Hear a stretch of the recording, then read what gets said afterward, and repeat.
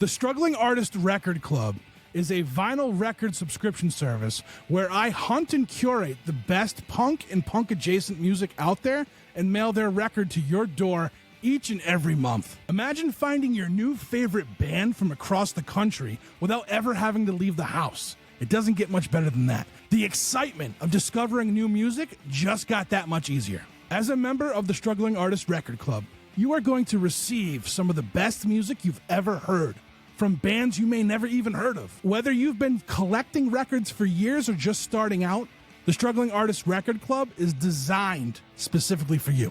And right now, all new members get a Struggling Artist Record Club exclusive along with the monthly selection. So head to StrugglingArtistRecordClub.com, pick a membership, and start building that collection today.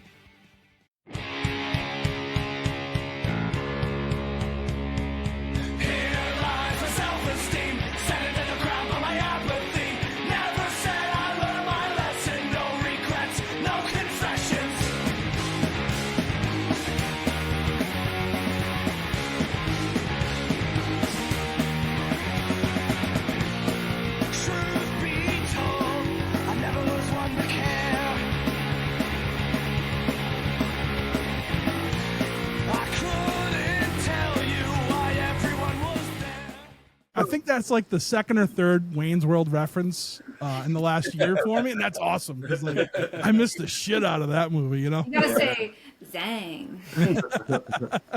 Oh, yeah. Yeah. So, Troublebound, welcome to the podcast. Thanks for doing this. Yay! Thanks for having us. This all came about because I was listening to you guys while I was cooking, and I posted something about it and accidentally tagged you as a collaborator, I think. And so, like, I'm shamelessly plugging my record club at the same time, and it was like I was upset with myself for accidentally tagging you the wrong way, but you guys were cool about it, so I appreciate all good. that. Yeah, man. Yeah. I totally appreciate it. I'm glad you did. Yeah. Here we are. Yeah, so I discovered you guys right after Broken Ribs and Blood Clots came out. A buddy of mine mentioned you guys and said, "Oh man, these guys have been killing it for like since like '99 or something." And I was like, "Really? How come I haven't heard of them?" And I checked you out and I loved it. Grabbed the record and then I was like, "Yeah, I'm gonna get these guys on at some point." And then life just kind of, you know how life gets, you know. So Just brings you together. yeah. So you guys have been doing this since '99. That's a long time. Tell me about that. Like what got you guys started? Has the personnel changed over the years? Any of that? That's a Johnny question. Yeah. A little bit. Just kind of started as like I had a band in high school, and then when I moved up to a new area, my one friend that I made in the new school, she had a boyfriend that was a year older, and he was in ska bands. And they were going to do a show, and she had told him that I had a band, and he thought it was like a little bit of a miscommunication that I had a band, but I didn't have a band. And he was like, "All right, you're on the show, man, July 24th, at the Thorn Building in Millbrook." And I was like, "Oh shit. Well, I guess I better get some people together." So I got my cousin who was in the band in high school, and then some other players from actually his band, the ska band, to play drums and a second guitar. And we played our first show after, I had about a month's notice because it was on the day of my high school graduation that he was, talking to me about this show. So just kind of got together. A few members had dropped off in the beginning. I had kind of got into the scene around here from like a girlfriend that I had met and from around here, and found Big Boy Records and played shows at when she was like, they do these shows at the Wayway and a Fire Hall, and that's where I met Dan. And I was in a band called Sick Rick and the Pukes. Nice. And I saw them and I was like, hey, I think we'd work well together. Yeah, we didn't. The bass player had left the band, so it was just me and a drummer at one point. So, yeah, didn't want to give up, and just kept going. And we took a hiatus for a while. We had gone through a few different changes and a few hiatuses, and then we've known Brian forever and played with his bands in the scene and over the years. And when me and Dan started, going again, there was only one person we thought of that we could. Brian's like the universal drummer in our area. If you need a drummer, call Brian. And they did. We did, and he said yes, which is crazy. This man, That's and he awesome. eventually showed up. Just kept hounding him. I didn't know if I'd have time with all my bands. Yeah, he tried. He tried to deflect us, but didn't work. Yeah, right on. Right on. Tell me a little bit, like, so how long was the hiatus for? Well, there was a 1-year hiatus in '09, and then there was like a 10-year hiatus for a while. Okay. Where from like 2013 to like 2022 or 2023. Yeah, 22. And then like it actually kind of came about from like Holly convinced me to put Troublebound's music on Spotify, and I was like, well, I mean, if you think people want to hear it, and you help me do it, because I don't know anything about computers or technology. So she had put the Here to the End record that turns 20 years old this year on, and somebody had saw it. Dan's ex, Margaret, had seen that we had posted about it going on Spotify and was like, Dan would love this. You should talk to him. You should call him up. And I was like, I got his number, I think, but it wasn't. It was an old number, I guess. And she put us in contact, and we played some phone tag for a little bit, and then we got together. And it was funny. She called me, and she's like, "You wouldn't play with Johnny again, would you?" I was like, "Fuck yeah, I would." Yeah. And then we got back together, and here we are. That's And, awesome. That's Now awesome. Brian's with us. During that time, like, were you doing other projects musically, or were you just kind of not? Were you stagnant? And like, and what did that feel like? Like, because it feels like to me, so Trouble Brown is like the project for you, right? So it's like, what was going on during that time? Like, did it kind of fuck with you? You know what I mean?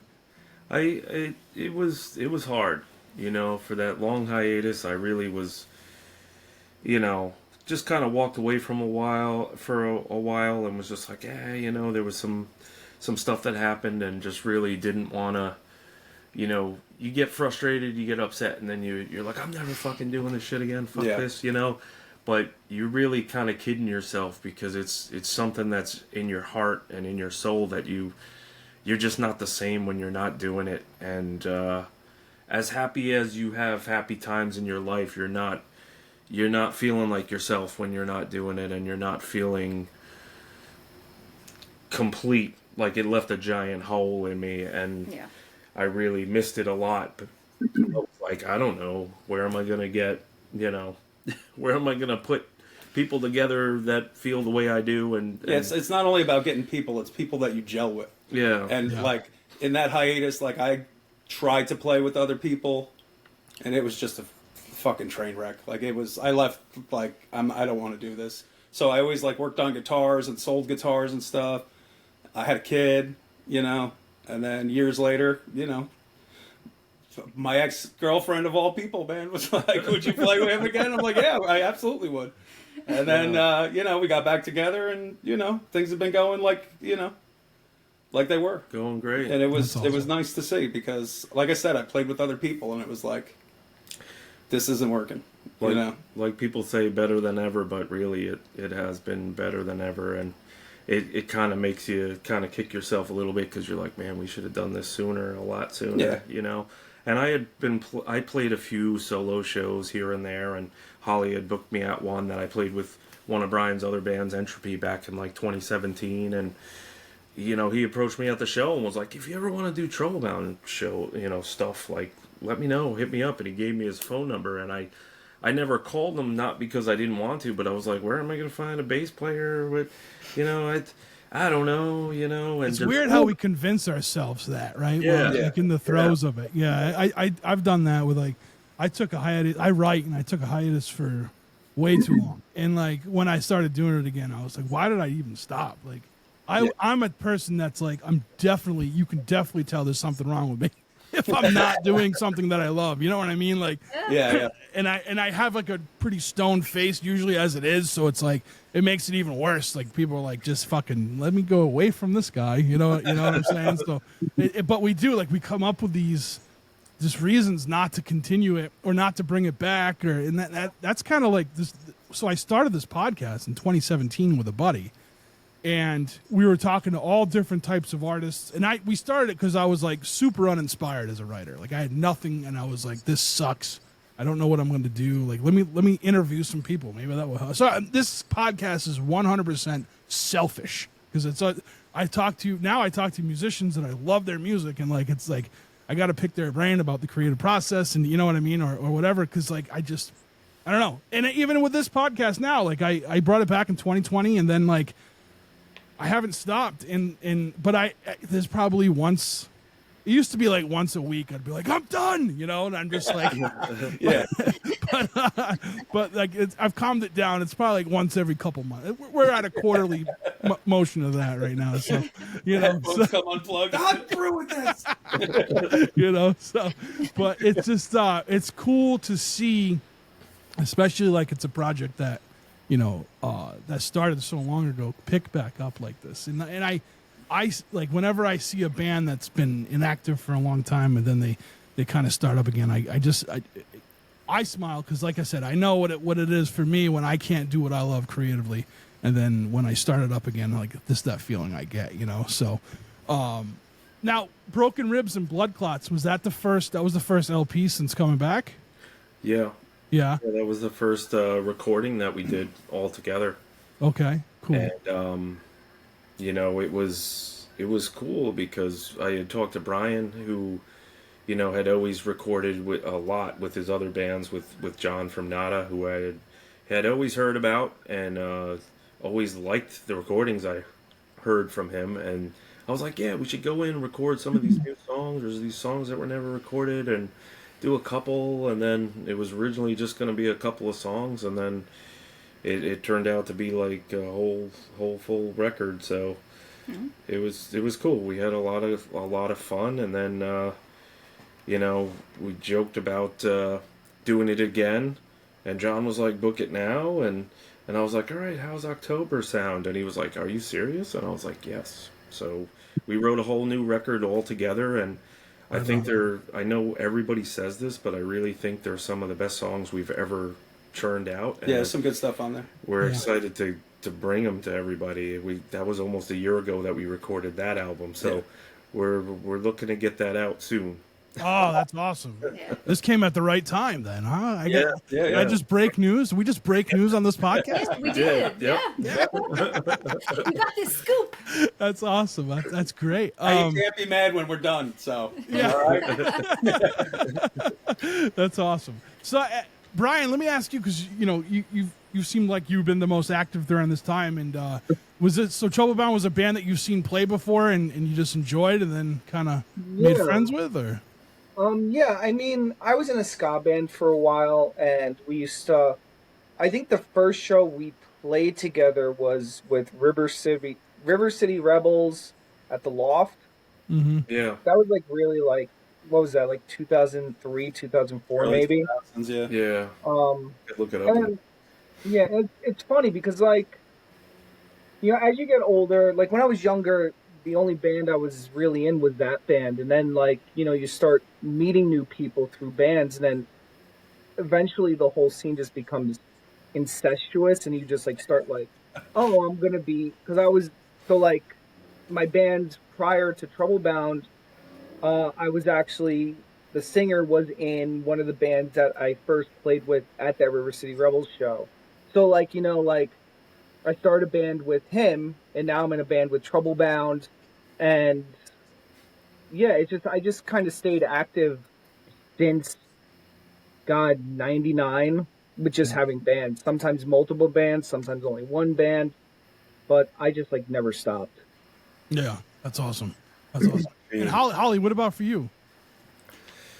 This is the only band I've ever not been in. Okay. I'm really just. That's not true. That's not true. She did play the cajon for us for a while. I did. Before we got Brian. We joke around before they convinced Brian to join the band. Actually, before when Dan just started coming over and jamming, and they needed a drummer, and so we have a cajon. We went out and bought a cajon. That's that box Johnny, thing that you sit on and you Yeah. I don't know if I wouldn't know what it was. I never knew what it was called, but I now that you tell me, yeah. Cajon. Yeah, Johnny got asked to play a show by himself, a solo show At the Chance in Poughkeepsie, a year before they started playing together again, and we had instead of him getting up there alone, we just decided somehow I was gonna do percussion. So we got this cajon, and I did not sit on it. I put it on a chair, and I pretended it was like, I don't know. But I can keep time really well. Yes, my beatbox. Yeah. And so when they started jamming together, I kept time for them. And they said I was their drummer, so I became their drummer. She's fucking sick on that thing. She's original being drummer. very modest right now. She's killer on it. So.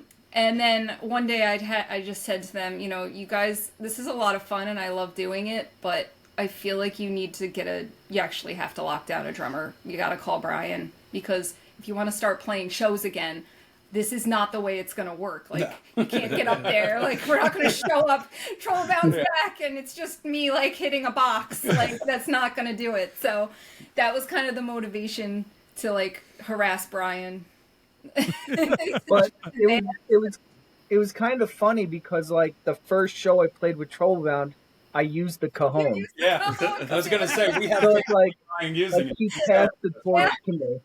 Yeah, that's Yeah. right. I forgot Right. about He that. looks awkward as fuck on It's it. really Oh, great. No, he does. He looks like a Even natural. that thing fucking sucked. My wrist hurt. My hands hurt. It sucked. But it was fun. Well, you look cool. It was like the icebreaker for them all playing together before they got on the stage with, like, like at the Chance with because that's where their first show was the big Chance show in Poughkeepsie. So it was a good icebreaker, and it was an acoustic show. So the phone made sense. It's funny the way that happened, because we had the big comeback show planned at the Chance, and then this old promoter from back in the day that used to book us, Freddie, what's up, Freddie? He's got a podcast somewhere. Freddie Hopefully he's watching. Hernandez, he had asked us to play a show, and I was like, well, we can't undermine the big comeback show. I was like, well, he asked me to play solo, and I was like, I don't want to play solo without my guys. You know what I mean? I was like, what if we play the show as a trouble-bound cover band from Canada,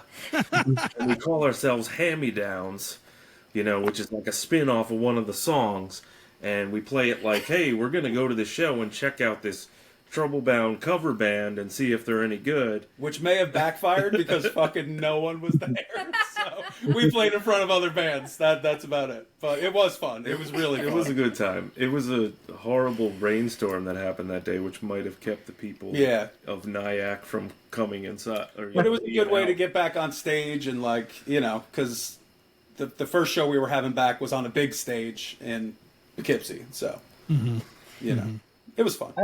I also always feel like when you're first starting to play with new people, I mean, with me anyway, I feel like the first show when you first start playing with people is always the worst show, because you're kind of still guessing the songs. Yeah. And I think that the show with the cajon, like, really, you get all those like Jitters.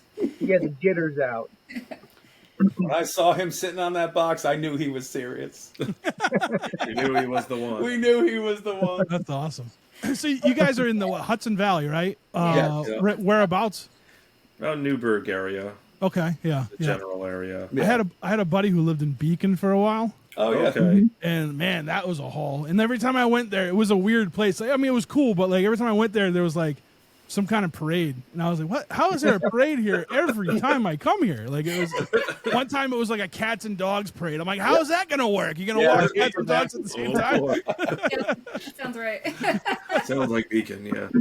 It's just so weird. I don't know. My buddy, because he had moved up there, and like I drove him from. I had to move because he's not a very good driver. We'll just say that he's not a very good driver.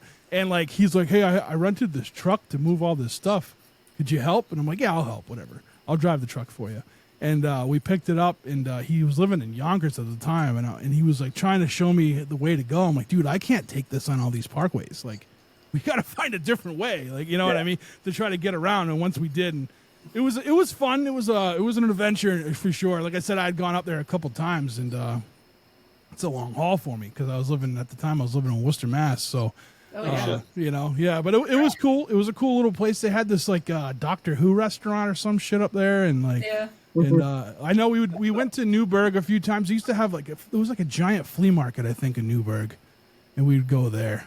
Yeah, so, but yeah, so that's I'm a little familiar with the Hudson Valley. Other than when I lived in Pennsylvania, I would travel 84 all the time, and that was like I'd cut right through the Pocono Mountains and all that stuff, and. Yep. Get on 84 from there. So, but yeah, it's cool that like I don't know, like I said, because like you guys, I mean, from 99. So I graduated high school in 99. I'll put that out there. I'm an old man. Me too. So yeah, yeah, same here. Yeah. All right, cool. So a couple old heads. Mine's like what, 27? I always forget how old you are. I'm 40. Jesus, I got a couple grays. It's coming. And probably it was 99 or 2000 is when I really started getting into more of like.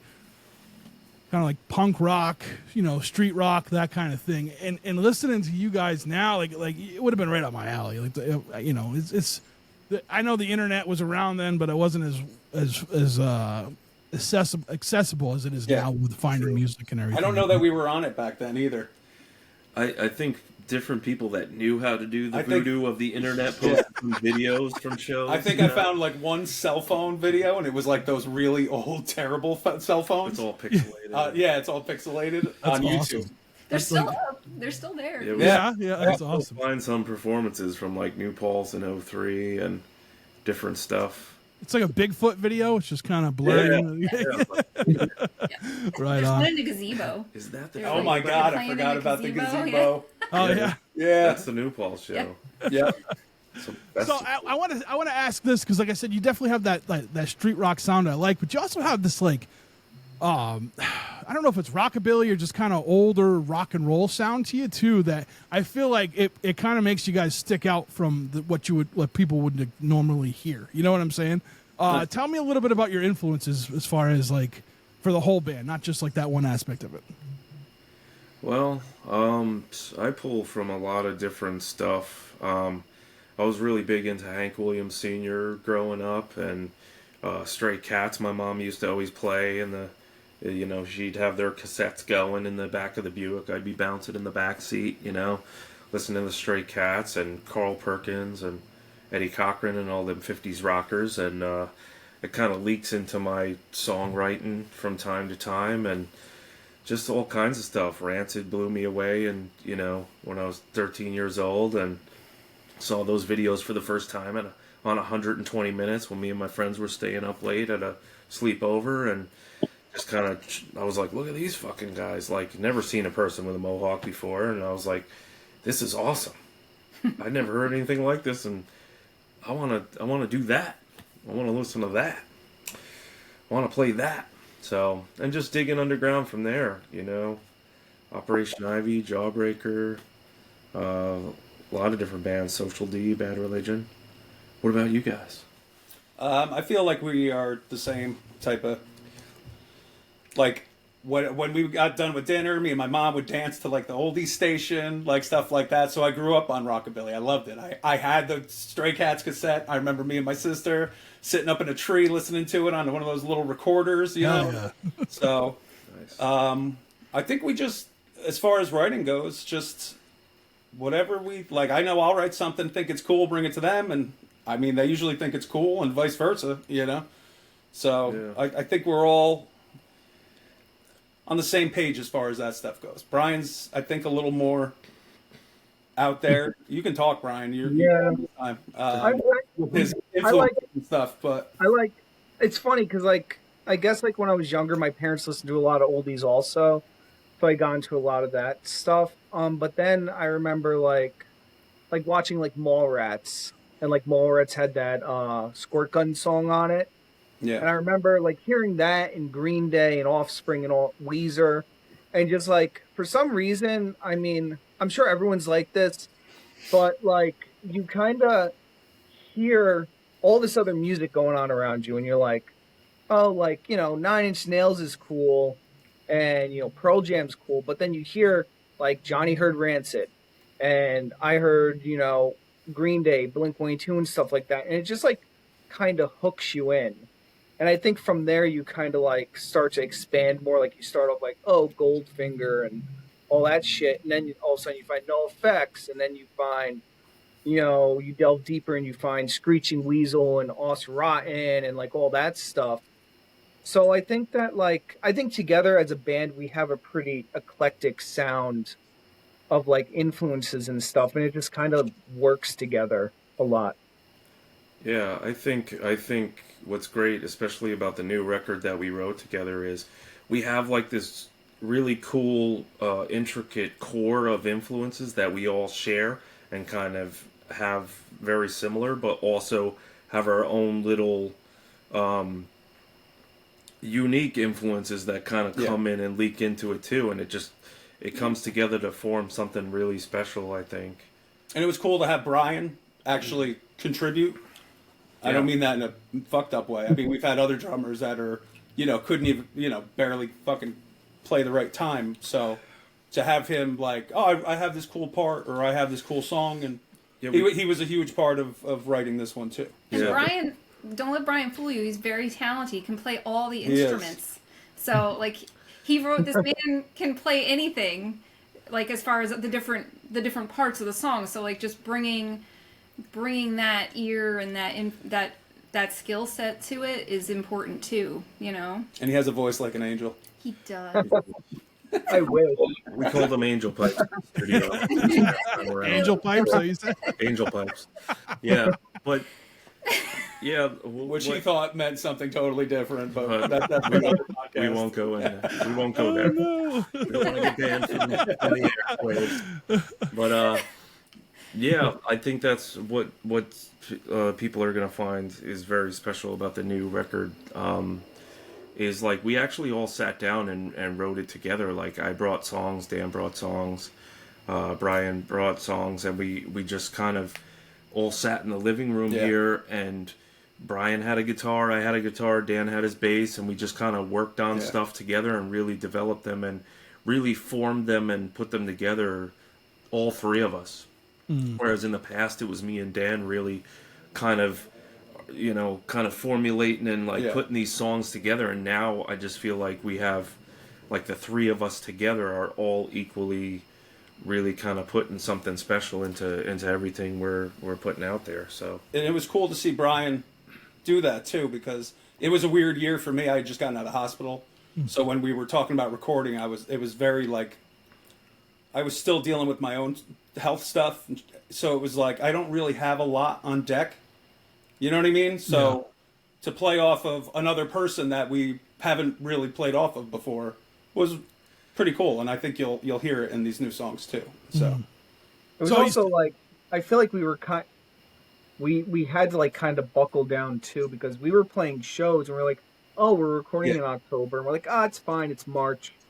Oh, we're recording in October. Oh, it's June, and then July we were like, back up real quick. Maybe we should like just chill and just write some songs. Yeah. Because I was like, oh shit! I was like, we only got like 2 months left, and we only have 6 songs, and we did like how many? Like 12, 11, 13, 11. And the Bring the Noise radio theme song. Yeah. Within all that time that they went right through that album, and they wrote a lot of it, the different like parts in the studio, which was cool. And then I was starting my radio show, and I said, I need a theme song, guys. I need a little theme song, and they wrote it. And I showed up, and they had this whole, like I came from work at the end of the day, and they had this song written and recorded, and then we just did all the vocal parts, all the gang vocals, and I did my little voiceover, and we had a theme song. It was like magic. It's like instant. That's awesome. I think we even had time left over, didn't we? We did. We were doing mixing on Sunday. Yeah. Like we buzzsawed through everything. And you even did that little extra song that we haven't used yet for the radio show. Yeah, so we were very organized, which was nice. But we were starting to work on the new songs in March, and Dan ended up, in the hospital in April, And as we were kind of, he, was recovering and getting better and stuff. And then we had the 25th anniversary show last July that we were preparing for. And then once that was over, we were like, oh shit, we booked a week in October, and that's 2 months or 2.5 months away. We got to get together and lock down and really start putting songs together, because we only had like one song really put together. And it was funny, when I was in the hospital, we had that show coming up, and that's all I cared about. I'm like, can I play a show? And the doctors and the nurses are like, what are you fucking talking about? No. You know? And I got the okay every time. So we did it. Nice. We actually had 4 shows lined up. Yeah, and I did all of them. They were pretty You did. That's close good. together. That's good. Does it feel good to have Brian involved as far as writing now? Like is it like, would you not go back to any other way at this point? Like, this is what it is. No, I love it. I love having everybody throwing Contributing, stuff in instead yeah. of just, well, I'm going to do my part, or I'm going to do this part. Yeah, Having it like, he brought actual songs, and we all worked on them together, and it was nice. It's Yeah. nice that he's more than just a drummer. It's kind of nice because, like, I've always kind of wrote small things for other bands, like maybe like one song, but I really feel like this last album was like a group effort. Because even like, Johnny would have songs that were like in acoustic form, and then we would kind of go through them and be like, oh, well, what if we change this chord to a minor? Or what if we slow down here? Or what if we maybe do some sort of, octave line here and stuff like that? And it was kind of nice because, like, you kind of had these song structures written, and then we were able to kind of sit down as a band. We all had a guitar, and we all just kind of tried new things to try and make these songs, I guess, better than just being like, oh, well, we got acoustic version, let's just do them electric and just play them straight as they are. Yeah. They That's were thought awesome. out instead of just slapped together. Not that our stuff is slapped together, but Yeah. But when it came down, like we didn't have a lot of time before we were recording. We really did. And then when we actually sat down and went over the stuff that we had. So. Yeah. And I went through all my notebooks, and I was farming out some songs, if you want to call it that, and there were certain parts where I'd be stuck on stuff, and I sometimes put a lot of pressure on myself because I'm like, I don't want to cancel the studio that we had booked, the time we had booked, and I was like, but I'm stuck on this part. It doesn't really. How do I transition into here? And the nice thing is that like on Maximum Security, when I brought it to you guys, it was like Brian was like, oh no, we'll do this right here. And then when we started, we did the stuff acoustic first, or like without the drums here, so we weren't paying for rehearsal time. And then we brought it with the real drum kit after we had them really ready and developed. And it really kind of was a breath of fresh air, especially because when we got there, I think 2 of the songs I didn't have like lyrics for, and this one song, Step to the Line, which came out really great. I was really like feeling the pressure, like I gotta get something because we're doing vocals tomorrow. And then Brian came up. Luckily John gave us the rough mix of the songs, and he came up with this vocal melody, and it really helped out because I went in there and then I was able to write a verse, and then I came in and recorded the verse, and I was like, wait, just play the song over and over again in the headphones, and then I started writing more, and it really helped everything and everybody. Like we said, it was a group effort, and it really came together almost like magic. It was really cool. That's awesome. That's awesome. So you guys recorded this last October? Yeah. Yeah. Has it been like killing you not to release it yet? Yeah. A little bit. Yes. We're working on all kinds of stuff. We're working on videos. Yeah. We're looking for a label to put it out. Nice. So we're not just sitting on it, or we're working on No, we also things. have we have blood clots And still that we're trying getting to out there, do a few more things for blood clots. So And there's like a 20th anniversary vinyl edition of the Here to the End album. It's coming out on vinyl for the first time, so that's coming out soon. So it's out we for also pre-order right now. Yeah, we didn't want to like kind of step on the toes of that release, I guess. But we're kind of getting all our ducks in a row where we started shooting music videos for, like, we're going to put out a single soon It's a song called "The Only Way I Know." So we started doing some video footage for that, so that we could just kind of have a package deal when we put the song out, and there will be a video to go with it and cool stuff like that. Where can people go if they want to get if they want to pre-order the anniversary record? That's on Mild Chaos Records. So Mild it's Chaos just mildchaosrecords.com. I just want to make sure I get that in the notes for you guys. And it's on a cool splatter, Yeah, it's yellow and purple. purple translucent vinyl with yellow splatter. Oh, I like that. Yeah. I don't have one of those. As you can tell, I have a few. You know. Yeah, I see the Ducky Boys dark hours back there. Yeah. That was that record. And we that put was I don't have it on vinyl. Yeah, we Jealous. put together a whole insert for the record. We've got some vintage photos in there, and it's going to include all the lyrics, and there's Nice. it's going to be a real nice anniversary edition. Some new photos. The CD's been long out of print, and so we put some good stuff in there. It's going to be a nice little package there. So That's cool. Holly, real quick, how do people listen to your radio show? Where Anywhere it's an online radio show. Okay. So it airs on Wednesdays. It's on WXAX. So if you're on radio.net or Live 365, or you can download the WXAX app. It's on Wednesdays from 10 a.m. to noon, and then it plays again at 10 p.m. to midnight. That's awesome. It's That's cool. live. It's very easy to get, and it's very, very user friendly too, which I like about it. You just go there and hit play, and you don't have to do anything computery. you That's just cool. Terrible with that shit. Yeah, and so. you just open the app and press play. It's pretty easy. Yeah, I partner with In Effect Hardcore to do the show.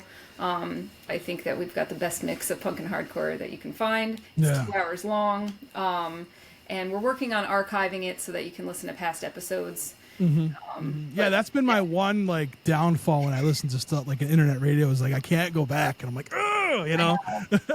And we get a lot of requests, so we are working on it, but it's a lot to do with licensing music and doing all that stuff, you know. So we're working on it, and once we've got it, we'll blast it out there. It's you can follow us on Instagram at Bring the Noise Radio and That's awesome. keep up with everything. Oh yeah. We do one on the Patreon. It's for the patrons on there. It's been on hiatus for a little bit, but it's coming to come back. But it's a lot of work, you know. And there's a bunch of us that are like a collective of people that we've got some other projects in the work that are going to be something similar. And I was like, man, this is like.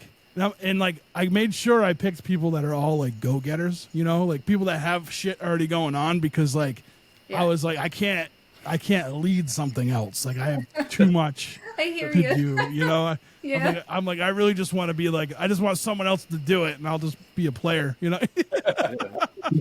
It gets tough. How do you guys balance time? Now that we're all a little bit older, and you know? The best we can. The best we can. But we try to stick to a certain day. You know, obviously this is kind of my main band. So if any of my other bands have a show, it's kind of I always make sure that Troublebound doesn't have a show first before I book another show. But yeah, I mean, we usually practice all the same night, and try to keep it consistent during the week and stuff like that, and that helps a lot. Yeah. Yeah, we try to plan everything out. We try to keep the communication going. Yeah.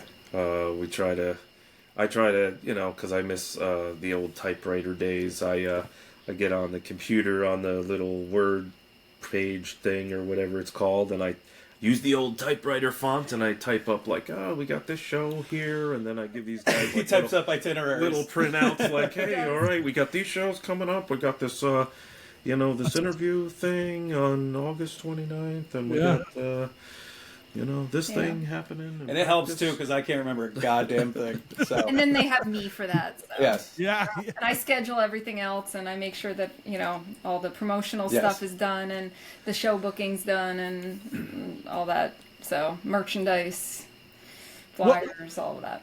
What has been the biggest difference in the last 26 years of playing music? What do you wish? For the better and for the worse, right?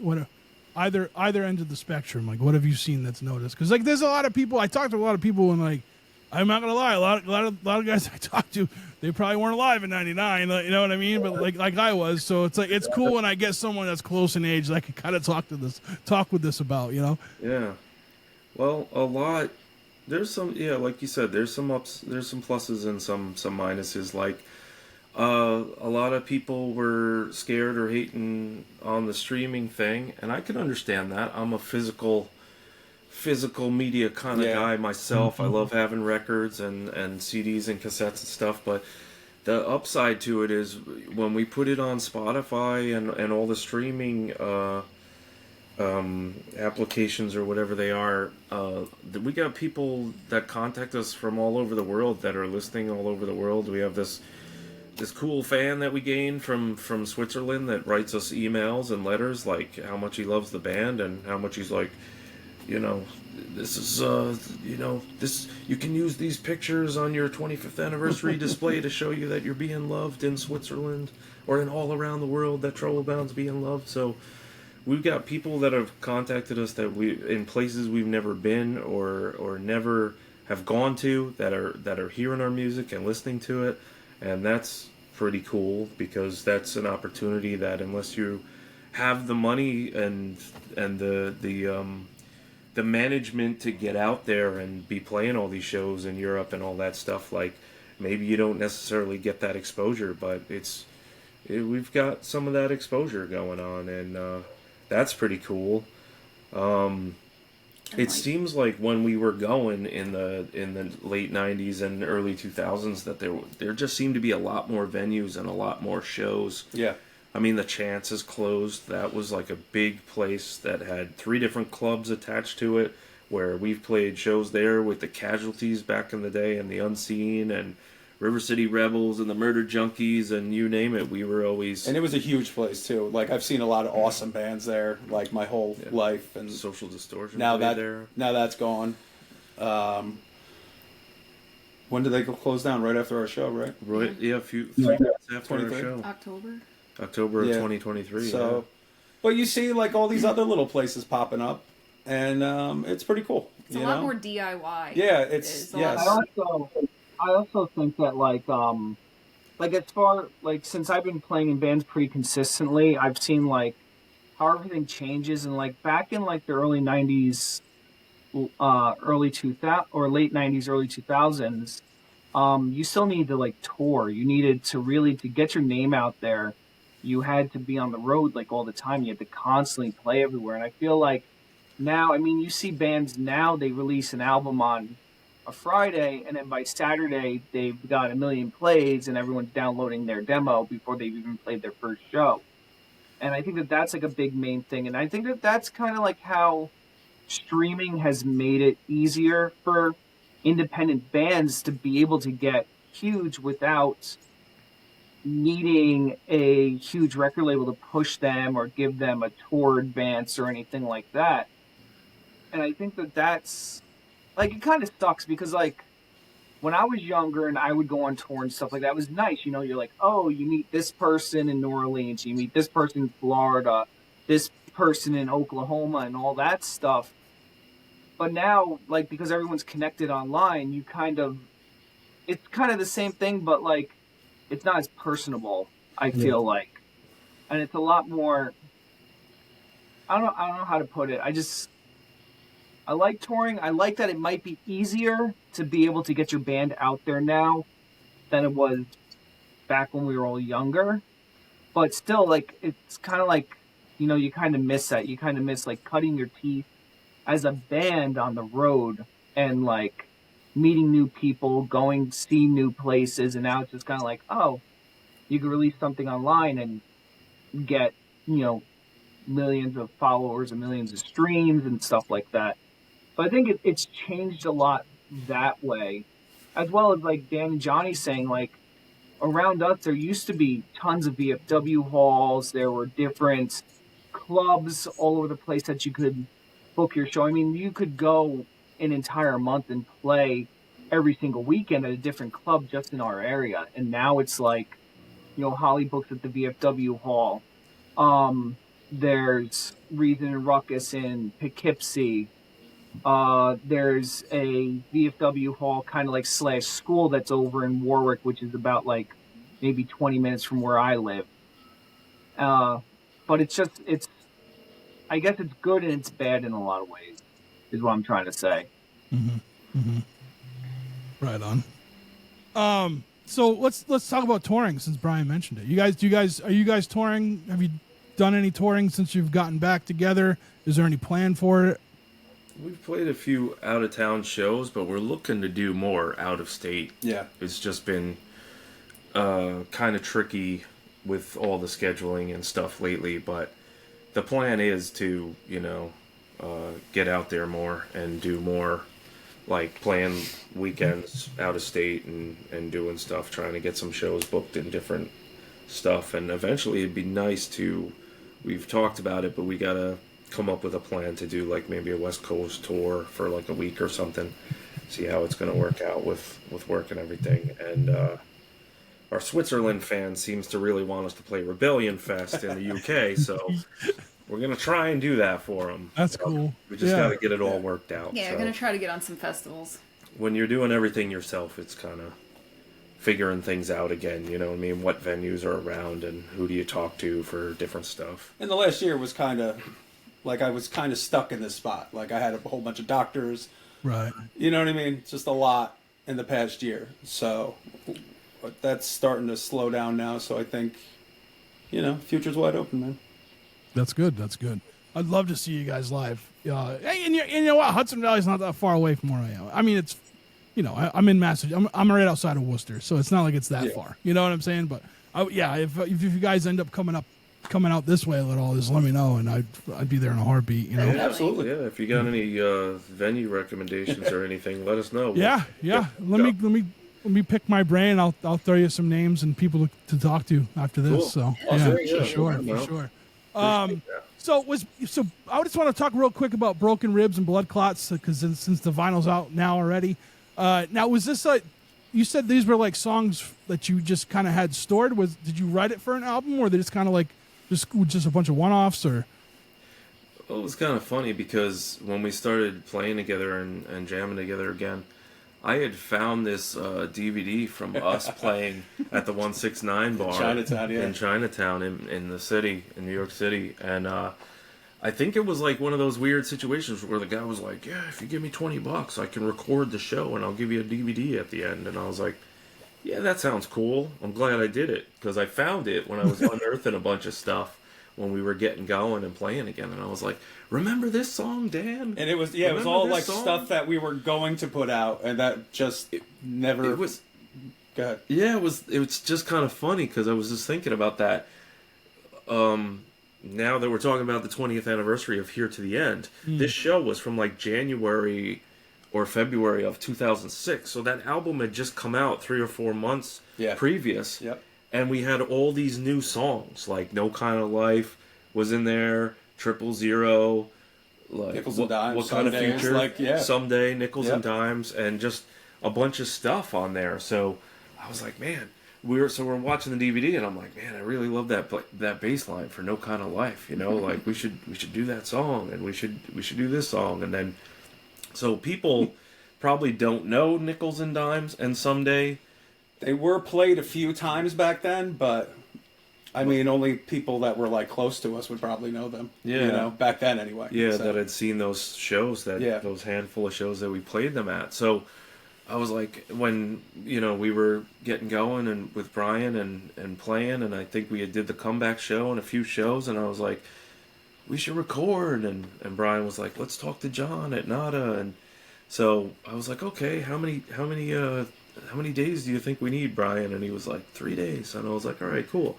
So we booked the 3 days, and then when it was coming up, Brian, can you give me his number or see if it's okay so I could just talk to him, see what he needs from us? So I get him on the phone, and John's a really funny guy. He's like, he's really cool. He's very like laid back and whatever. And he was like, so how many songs were you thinking of doing? And I was like, either 9 or 11. And I was like, how many do you think we could do in 3 days? And he was like, maybe 4 or 5. And I was like, oh, okay.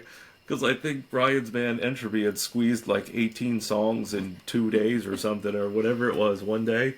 So I was like, okay, well, whatever you think. You're the master of your craft, you know, like 4 or 5's all right. We'll pick the ones we want to do. And we had started messing around with Old Friend. Yeah. You know, just playing it at practice, and it just leaked into the live shows, and I was like, man, it's like my favorite Rancid song. And Dan was like, yeah, it's my favorite song too. And I was like, that's cool. So we were just had a good time playing it. So I wanted to record that one, and we just picked some songs, and then things went so well. Brian was killing it on the drums, and in 2 hours, I think we had the 5 or 6 songs, and John was like, what else you got? So we did another one, and then that went well in 1 take or 2 takes, and he was like, what else you got? So we did another one, and then it just became 8 songs. So That's awesome. I don't know. We just chose the songs that we really wanted to hear on a recording. Yeah. It was a good group of songs back, you know what I mean? From not having done anything in a while. If I could be honest, too, I think Old Friend's a good song to put on like a We're Back kind of record. Yeah. You know? Yeah. I think, I didn't even think of that until now, but that is I really felt like that was like, especially after talking with you guys and hearing like the history, and then like, you know, Brian coming in and like, and how everything kind of just fits now. And I feel like that's I didn't think about it till just now when you were talking about it, but yeah, I feel like that's a perfect song for a comeback album. You know what I mean? So no, it's a really good album, man. I love it. I enjoy it a lot, especially when I'm cooking. Apparently, Cool. So. nice. Hope we inspire some good recipes. So I'm excited to hear a new record too from you guys. Hopefully at some point, you know. Now that you guys have it and everything, and I think I'm gonna go pre-order the anniversary record too. I think that'd be awesome. that would be a pretty cool thing. Yeah. So, where can people find you on social media? How do they listen to your music? Where's the best place to buy stuff to contribute to you guys? Well, there's Troublebound 99 at Bandcamp. We've got all merch, and the records, the vinyls, the CDs, the cassettes are all on there. There's some shirts and sweatshirts, and that's Troublebound. you can download 99.bandcamp.com. Yeah, and then just Troublebound on Facebook, Troublebound on Instagram, Spotify, Apple Music, YouTube. If you search, we're working on a YouTube channel. Right now, you just kind of have to search Troublebound, and you'll find everything. And then that's for the most part how to find it. We're just not on Amazon. That's the only thing that they're not on. Okay. We're planning on doing a bunch of music videos, even for Broken Ribs. So we're planning on churning some stuff out. We're gonna see how far we get, but we want to do a bunch of videos, and probably we're gonna shoot for the stars. Do one for every song off the new album. So we're working on The Only Way I Know as the first single to come out, and we're hoping to have that out by the end of the year. If see how things flow, but that's the plan. And Brian's quite the little filmmaker over there, so he Nice. We've been using his stuff, so That's he's awesome. got all the goods. Yeah. That's awesome. Yeah, you see us all in our awkward glory. Yeah, all the fucking awkward footage, but trying to. It's so weird doing that shit. That's awesome. That's awesome. Well, listen, this was awesome. Thanks for coming on and doing this, talking with me, and thanks for having us. Yeah, I'd love to have you back when the record's out. Let's do this again. You know. Yeah, definitely. That'd be Cool. great. Cool. Awesome. And I guess that's it. Thanks for coming on, and we did the social media, so everyone knows where to find you and everything else. So all right, we'll talk to you guys soon. Thanks, Awesome. Trev. Thank you, Trev. Thanks for having us. Thank you.